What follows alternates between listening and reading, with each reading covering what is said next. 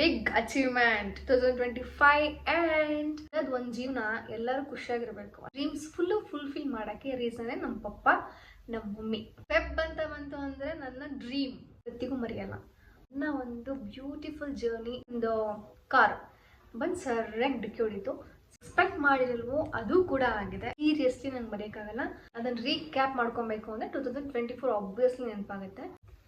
Hi guys, welcome back to my YouTube channel Prathees vlogs. So ಇವತ್ತಿನ ಒಂದು vlog ಏನಪ್ಪ ಅಂತ ಅಂದರೆ, ನೀವು ಆ್ಯಕ್ಚುಲಿ ಥಂಬ್ಲೈನಲ್ಲಿ ನೋಡಿರೋ ಹಾಗೆ ರೀಕ್ಯಾಪ್ 2025 ಅಂತ. ಸೊ ಈ ಒಂದು 2025ನಲ್ಲಿ ನನ್ನ ಒಂದು ಬ್ಯೂಟಿಫುಲ್ ಜರ್ನಿ ಹೆಂಗಿತ್ತು ಏನು ಅಂತ ಇವತ್ತು ನಾನು ನಿಮ್ಮ ಜೊತೆ ಶೇರ್ ಮಾಡ್ಕೊಳ್ಳೋಣ ಅಂತ ಇದ್ದೀನಿ. ಸೊ ಈ ಒಂದು ಬ್ಯೂಟಿಫುಲ್ ಜರ್ನಿ ಅಂತ ಹೇಳೋಕ್ಕೂ ಮುಂಚೆ ನನಗೆ ಈ ಒಂದು 2025ನಲ್ಲಿ ನನಗೆ ಏನೇನು ಬೇಕೋ ಎಲ್ಲ ಸಿಕ್ಕಿದೆ. ಆ್ಯಂಡ್ ನಾನು ಏನೇನು ಎಕ್ಸ್ಪೆಕ್ಟ್ ಮಾಡಿರಲ್ವೋ ಅದು ಕೂಡ ಆಗಿದೆ. ಸೊ ಅದನ್ನೆಲ್ಲದನ್ನು ನಾನು ಅಕ್ಸೆಪ್ಟ್ ಮಾಡಿ ಈ ಒಂದು ಜರ್ನಿನ ಕಂಟಿನ್ಯೂ ಮಾಡ್ತಾ ಇದ್ದೀನಿ ಈ ಒಂದು 2025ನಲ್ಲಿ. ನಾನು ಆ್ಯಕ್ಚುಲಿ 2025 ನೆನ್ಪು ಮಾಡ್ಕೊಬೇಕು ಅಂತ ಅಂದರೆ, ಅದನ್ನು ರೀಕ್ಯಾಪ್ ಮಾಡ್ಕೊಬೇಕು ಅಂದರೆ 2024 ಆಬ್ವಿಯಸ್ಲಿ ನೆನಪಾಗುತ್ತೆ. ಯಾಕೆ ಅಂದರೆ ನಾನು 2024ನಲ್ಲೇ ಅಂದ್ಕೊಂಡಿರ್ತೀನಿ.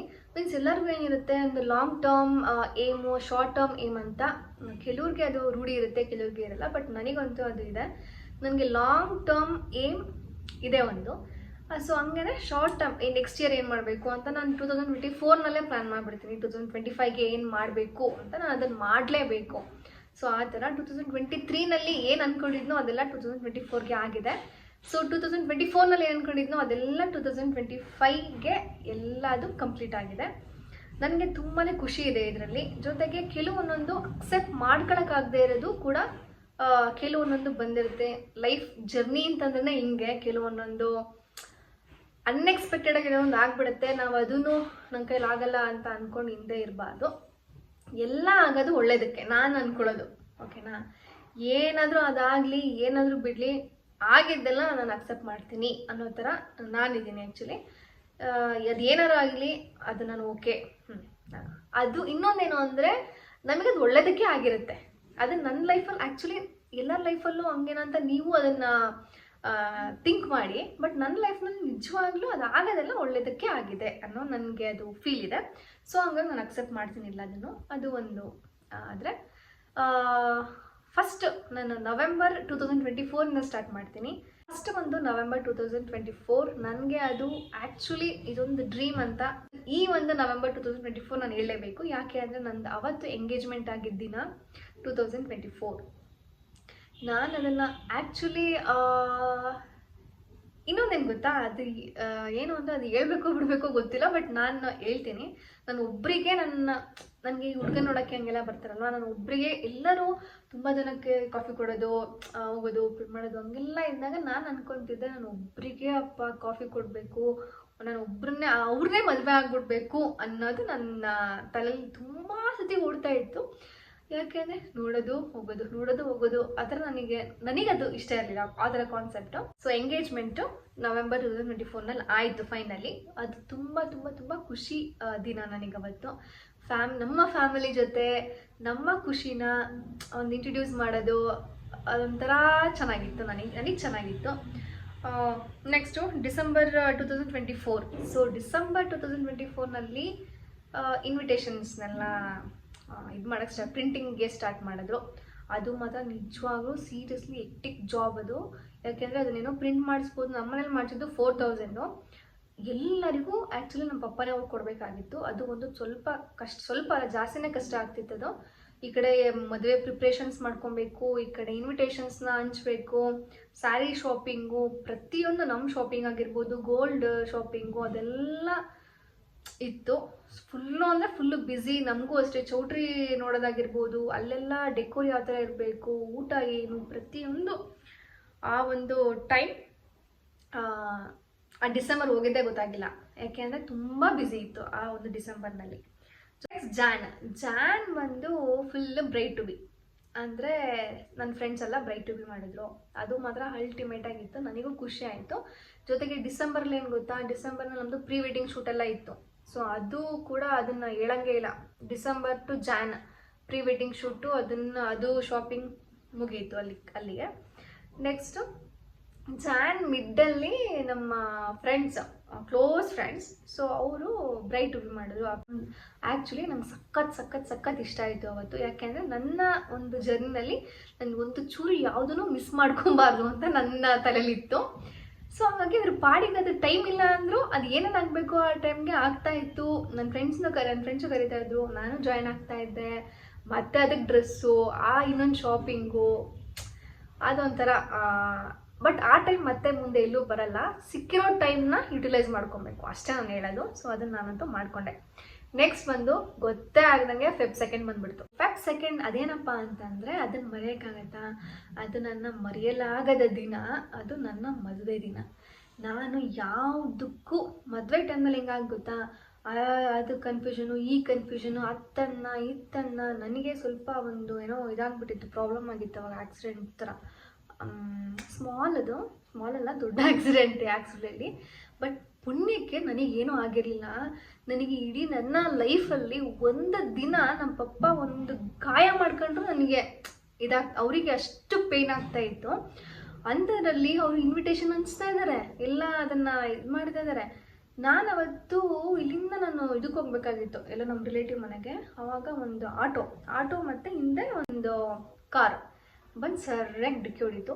ಸೊ ಅವಾಗ ನನಗೆ ಸೀರಿಯಸ್ಲಿ ಅದು ಫಸ್ಟು ಆಕ್ಸಿಡೆಂಟು. ನಾನು ಹುಟ್ಟಿದಾಗಿಂದ ಫಸ್ಟ್ ಆಕ್ಸಿಡೆಂಟ್ ಅಂದರೆ ಆ ಟೈಮು ಜಾನ್ ಟೈಮ್ನಲ್ಲೇ ಆಗಿದ್ದದು. ಅಂದರೆ ಜಾನ್ 27 ಟೈಮ್ನಲ್ಲಿ, ಜಾನ್ 27 ಆಗಿದ್ದದು.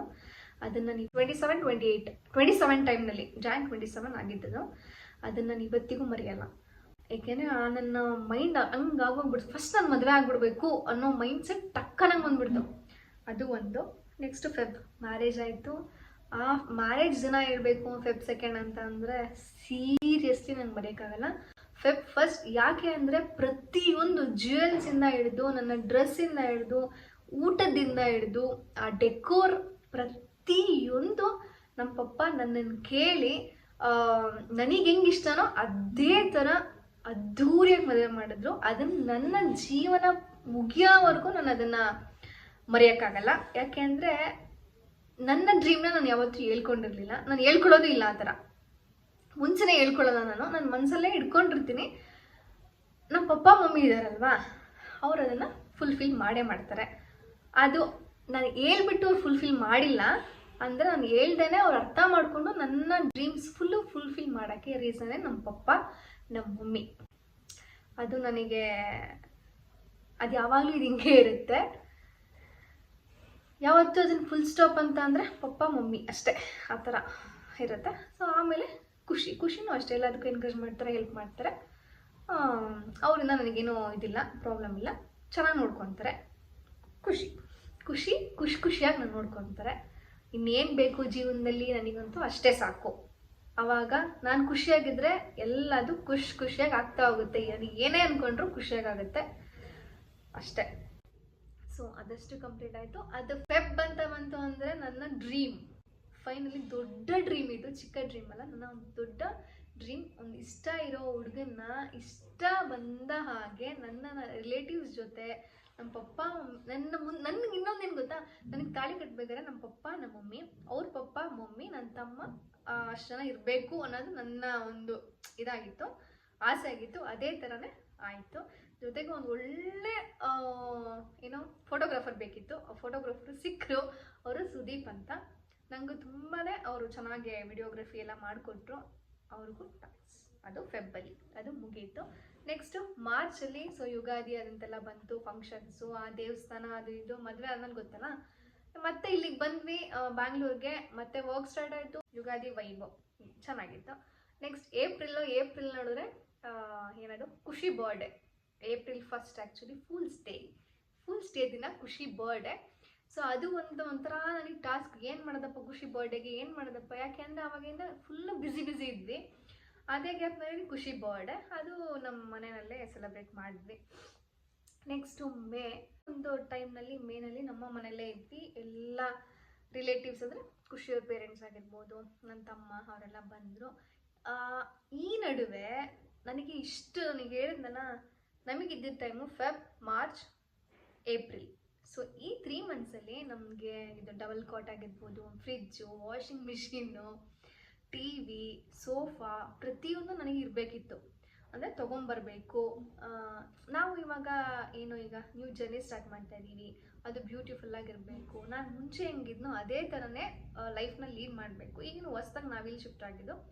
ಸೊ ಒಂದು ಮನೆ ಹೊಸ ಎಲ್ಲ ತರಬೇಕಲ್ವ. ಸೊ ಅದನ್ನು ಫುಲ್ಲು ಸೆಟಲ್ ಮಾಡೋದೇ ಒಂದು ಮೈಂಡ್ಸೆಟ್ ಇತ್ತು. ಸೊ ಅದಾದಮೇಲೆ ರಿಲೇಟಿವ್ಸ್ ಎಲ್ಲ ಮನೆಗೆ ಬಂದರು. ಅದೊಂಥರ ಖುಷಿ ಆಯಿತು. ಬಟ್ ಇಷ್ಟೆಲ್ಲ ಹೇಳೋಕ್ಕೂ ಮುಂಚೆ ಇದರಲ್ಲಿ ಒಂದೊಂದು ರಿಲೇಟಿವ್ ಅಂದ ತಕ್ಷಣ ನೆನಪಾಯಿತು, ಅದು ಏನೋ ಗೊತ್ತಿಲ್ಲ, ಒಂದು ನಮಗೆ ಗೊತ್ತು ತಪ್ಪು ಮಾಡ್ತೀವಿ ಅಂತ ಅಂದರೆ, ಗೊತ್ತಿದ್ದು ತಪ್ಪು ಮಾಡ್ತೀವಿ, ಅವಾಗ ಅವ್ರಿಗೆ ಇನ್ನೊಬ್ರಿಗೆ ಬೇಜಾರಾಗುತ್ತೆ ಅಂದರೆ ಅವಾಗ ನಮ್ಮ ತಪ್ಪು ಅಂತ ಹೇಳ್ಬೋದು. ಸಮ್ಟೈಮ್ಸ್ ಏನೂ ಗೊತ್ತಿಲ್ಲದೆ ಏನೋ ಬೇಜಾರಾಗಿರುತ್ತೆ, ಯಾರಿಗೋ ಬೇಜಾರಾಗಿರುತ್ತೆ ಅಂತಂದಾಗ ಒಂದ್ಸತಿ ಕೇಳಿದಾಗ ನಂದೇ ತಪ್ಪಿದ್ರು ಕೇಳಿದಾಗ ಆ ಕಡೆಯಿಂದ ರಿಯಾಕ್ಷನ್ ಚೆನ್ನಾಗೇ ಹಿಂಗೆಲ್ಲ ಮಿಸ್ಟೇಕ್ಸ್ ಆಗಿತ್ತು ಅಂತ ಅಂದು ಅದರಲ್ಲೇ ಸಾರ್ಟ್ ಔಟ್ ಮಾಡ್ಕೊಂಬಿಟ್ರೆ ಒಳ್ಳೆಯದು ಅಂತ ನನಗೂ ಅನಿಸುತ್ತೆ.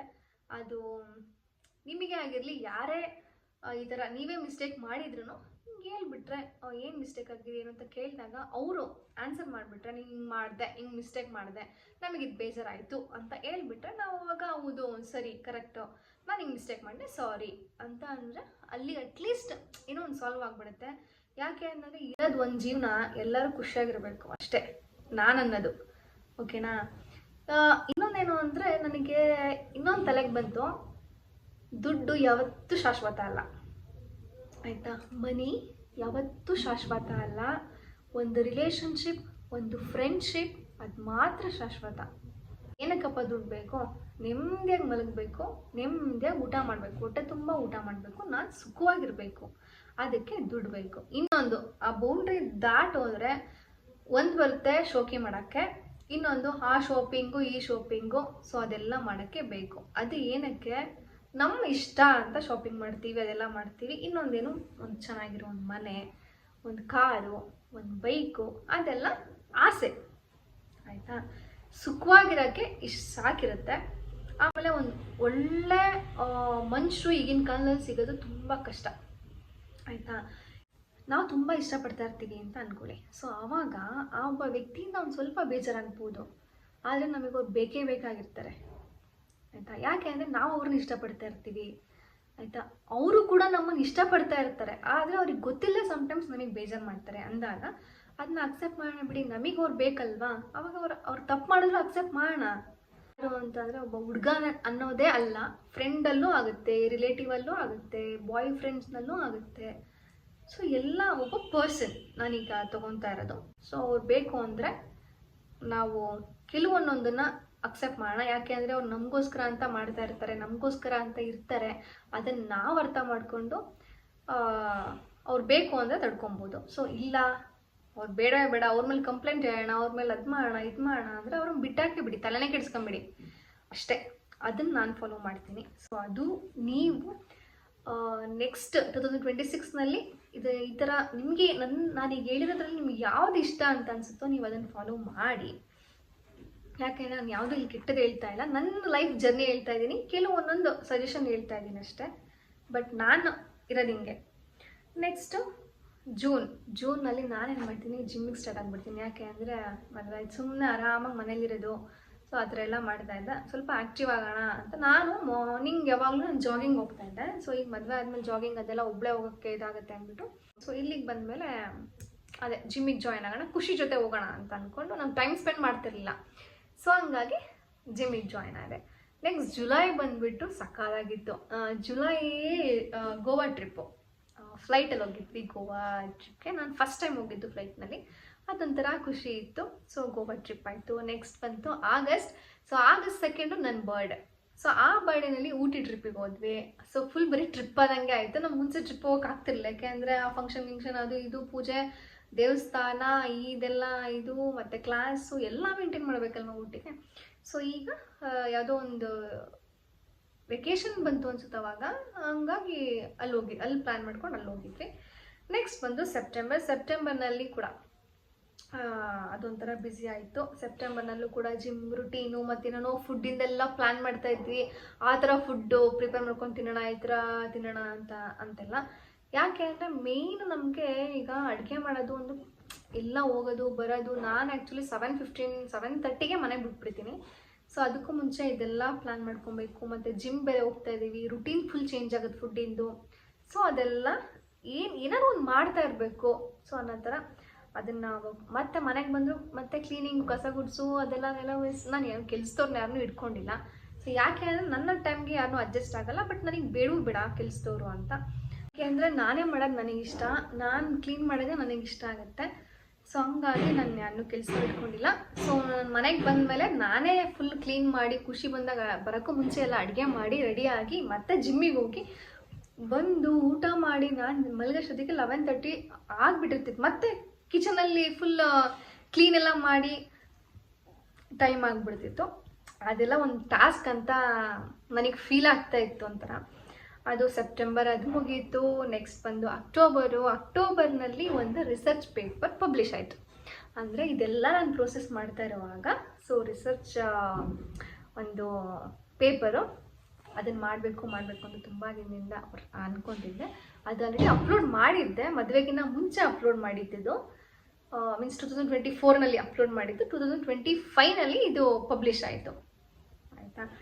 ಆಮೇಲೆ ಅಕ್ಟೋಬರ್ ಡನ್ನು. ನೆಕ್ಸ್ಟು ನವೆಂಬರು ಫುಲ್ಲು ಆ ವರ್ಕು ಈ ವರ್ಕು ಮೀನ್ಸ್ ಎಕ್ಸಾಮ್ ಇವಾಗ ನಡೀತಾ ಇದೆ. ಎಕ್ಸಾಮು ಡಿಸೆಂಬರ್ನಲ್ಲಿ ಎಕ್ಸಾಮ್ ನಡೀತಾ ಇದೆ ಅಂತ. ಅಂದರೆ ನವೆಂಬರ್ನಲ್ಲಿ ಫುಲ್ಲು ನಮ್ಮದು ಪೋರ್ಷನ್ಸ್ ಮುಗಿಸ್ಬೇಕು.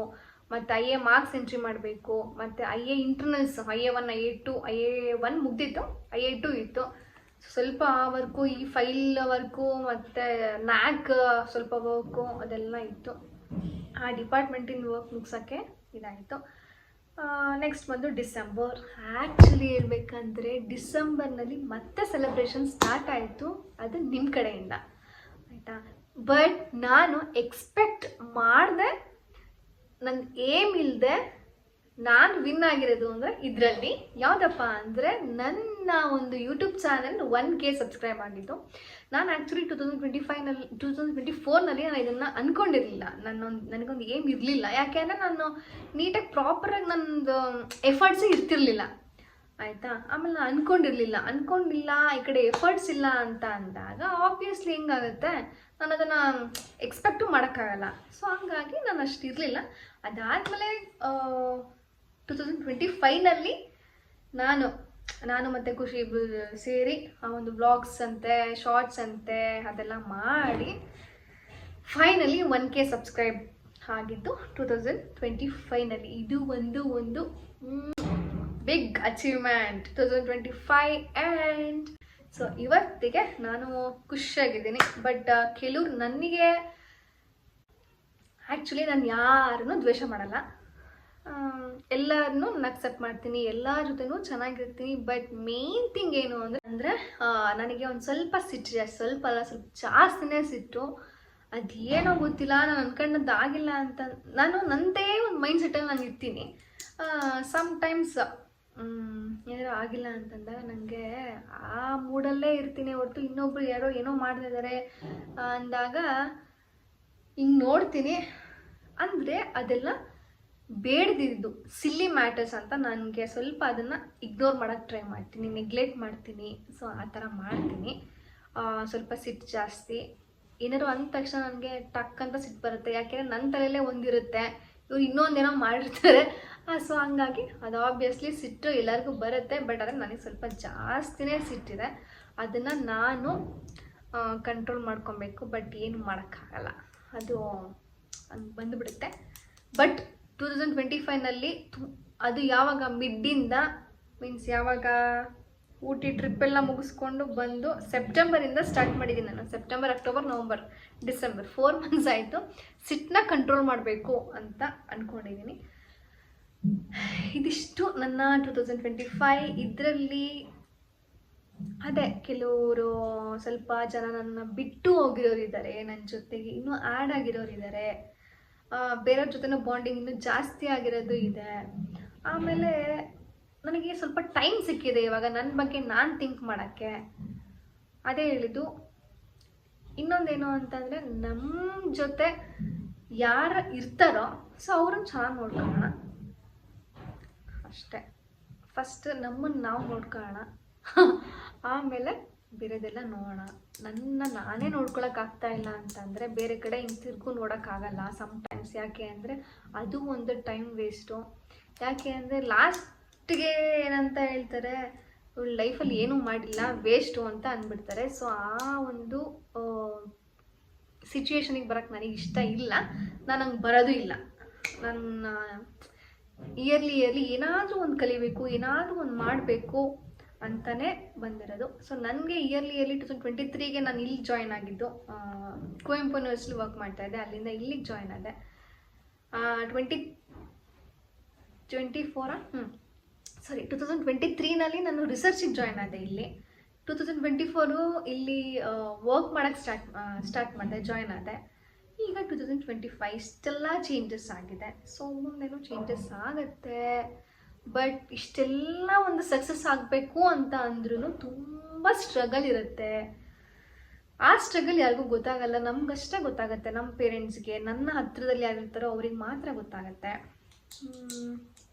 ಇದಿಷ್ಟು ನನ್ನ ಈ ಒಂದು 2025. ನಾನು ಯಾರಿಗಾದರೂ ಬೇಜಾರು ಮಾಡಿದರೆ ಸೀರಿಯಸ್, ನನಗೆ ಗೊತ್ತಿದ್ದು ನಾನು ಬೇಜಾರು ಮಾಡೋದೇ ಇಲ್ಲ. ಬಟ್ ನಾನು ಸಿಟ್ಟು ಮಾಡ್ತೀನಿ, ಅದು ನನ್ನ ಬಗ್ಗೆ ಗೊತ್ತಿರೋರಿಗೆ ಅವರು ಅದನ್ನು ಅಕ್ಸೆಪ್ಟ್ ಮಾಡ್ತಾರೆ, ಖುಷಿಯಾಗಿರ್ತಾರೆ. ಬಟ್ ಗೊತ್ತಿಲ್ಲದೆ ನಾನು ಏನಾದರೂ ಸಿಟ್ಟು ಮಾಡಿದರೆ, ಗೊತ್ತಿಲ್ಲದೇ ಸಿಟ್ಟು ಮಾಡಿರ್ತೀನಿ, ಅದನ್ನು ನೀವು ಮಿಸ್ಟೇಕ್ ಮಾಡಿ ನೀವು ಬೇಜಾರು ಮಾಡ್ಕೊಂಡಿದ್ರೆ ಸಾರಿ. ಓಕೆನಾ? ಮತ್ತೆ ಏನು ಚೆನ್ನಾಗಿದೆ 2026. ಹಿಂಗೆ ನಾನು ಏನೇನೆಲ್ಲ ಪ್ಲ್ಯಾನ್ ಮಾಡಿದ್ದೀನಿ ಅಂತ ಹೇಳೋಣ ಅಂತ ಅಂದ್ಕೊಂಡೆ, ಬಟ್ ಅದು ಹೇಳೋದು ಬೇಡ. ಯಾಕೆ ಅಂದರೆ ಏನೇ ಹೇಳೋಕ್ಕಿಂತ ಮುಂಚೆ ಮಾಡಿ ಆಮೇಲೆ ಹೇಳಿದ್ರೆ ಚೆನ್ನಾಗಿರುತ್ತೆ, ಮುಂಚೆನೇ ಹೇಳಬಾರ್ದು. ಸೊ ಇದಿಷ್ಟು ನನ್ನ 2025. ಸೊ ಒಂದು ಶಾರ್ಟ್ ನೋಟ್ ಥರ ಒಂದು ಹೇಳ್ಬಿಡ್ತೀನಿ. ಸೊ ಏನೇ ಆಗಿರಲಿ ಜಗಳ ಆಡೋದು ಈಸಿ, ಆಯಿತಾ? ನಮ್ಮನ್ನು ಅರ್ಥ ಮಾಡ್ಕೊಂಡಿರೋರು ನಾವು ಜಗಳ ಆಡೋದನ್ನು ಸಹಿಸ್ಕೊಂಡು ಸುಮ್ಮನೆ ಇರ್ತಾರೆ. ಯಾಕೆ ಇವಳು ಹಿಂಗೆ ಅಂತ, ಅವರು ನಮ್ಮವರು, ಅರ್ಥ ಆಗಿರುತ್ತೆ ಅವರಿಗೆ. ಸೊ ನಾವೇನೋ ಗೊತ್ತಿಲ್ಲದೇನೋ ಏನೋ ಜಗಳನೇ ಮಾಡಿರಲ್ಲ, ಗೊತ್ತಿಲ್ಲದೆ ಏನೋ ಮಾತು ಬಂದ್ಬಿಟ್ಟಿರುತ್ತೆ. ಆವಾಗ ಅವರೇ ಏನೋ ಅರ್ಥ ಮಾಡಿಕೊಂಡು ಅವರು ಫುಲ್ಲು ಇಗ್ನೋರ್ ಮಾಡೋದು, ಬಿಟ್ಟು ಹೋಗೋದು. ಸೊ ಅದೆಲ್ಲ ಮಾಡಿದ್ರೆ ಅದು ಸುಮ್ಮನೆ ವೇಸ್ಟು, ಸುಮ್ಮನೆ ಟೈಮ್ ವೇಸ್ಟು. ಆಮೇಲೆ ಬಿಟ್ಟೋಗಿದ್ದಾರೆ ಅಂತ ನಾವು ಯೋಚನೆ ಮಾಡೋದು ಅದು ಇನ್ನೂ ವೇಸ್ಟು. ಸೊ ಯಾವಾಗ ಯಾವ ಆನ್ಸರ್ ಸಿಗಬೇಕೋ ಅದು ಅದ್ರ ಪಾಡಿಗೆ ಅದು ಸಿಕ್ಕರೆ ಚೆನ್ನಾಗಿರುತ್ತೆ. ಸೊ ನಾವು ಅದನ್ನು ಪ್ರೂವ್ ಮಾಡ್ಕೊಳ್ಳೋ ನೆಸೆಸಿಟಿ ಇರಲ್ಲ. ಸೊ ಇದು ಒಂದು ಶಾರ್ಟ್ ನೋಟು. ಸೊ ನನಗೆ ಇದನ್ನು ಹೇಳಬೇಕು ಅನ್ನಿಸ್ತು. ಈ ನನ್ನ ಒಂದು ಸಣ್ಣ ಒಂದು ವ್ಲಾಗ್ ಜೊತೆ ಹೇಳಿದೆ. ಸೊ ಇದು ನನ್ನ ಸ್ಟೋರಿ. ಬೋರ್ ಆಗಿದ್ದರೆ ಈ ಒಂದು ವ್ಲಾಗ್, ಇದರಲ್ಲಿ ಏನು ಎಂಟರ್ಟೈನ್ಮೆಂಟ್ ಆ ಥರದ್ದೇನೂ ಇಲ್ಲ, ಜಸ್ಟ್ ಒಂದು ರೀಕ್ಯಾಪ್ 2025 ಅಷ್ಟೇ. ಇದು ನಿಮಗೆ ಸ್ವಲ್ಪ ಬೋರ್ ಆಗಿತ್ತು ಅಂತ ಅಂದರೆ ಸಾರಿ. ನೆಕ್ಸ್ಟ್ ಇನ್ನೊಂದು ಒಳ್ಳೆ ವ್ಲಾಗ್ ಜೊತೆ ಮತ್ತೆ ಸಿಗ್ತೀನಿ, ಓಕೆನಾ? ಸೊ ನೀವೂ ಅಷ್ಟೇ, ಈಗ ನೆಕ್ಸ್ಟ್ 2026 ಬರ್ತಾ ಇದೆ. ಸೊ ಅಲ್ಲಿ ಆ ಒಂದು ಇಯರ್ ಏನೇನೆಲ್ಲ ನೀವು ಒಂದು ಏಮ್ ಇಟ್ಕೊಳ್ಳಿ, ಒಂದು ಶಾರ್ಟ್ ಏಮ್ ಅಂತ ಇಟ್ಕೊಳ್ಳಿ, ಅದಷ್ಟು ಕಂಪ್ಲೀಟ್ ಮಾಡಿ ಎಲ್ಲರಿಗೂ ಒಳ್ಳೆಯದಾಗಲಿ ಅಂತ ಹೇಳ್ತಾ ಈ ನನ್ನ ಒಂದು ಪುಟ್ಟ ವ್ಲಾಗ್ ಇಲ್ಲಿಗೆ ಮುಗಿಸ್ತಾ ಇದ್ದೀನಿ. Happy new year, welcome to 2026 ಅಂತ ಹೇಳ್ತಾ ಒಂದು ವ್ಲಾಗ್ನ ಇಲ್ಲಿಗೆ ಮುಗಿಸ್ತಾ ಇದ್ದೀನಿ. If you like my video, please like, share and subscribe to my YouTube channel Prathees vlog. See you on the next vlog. Thank you for watching. Bye bye.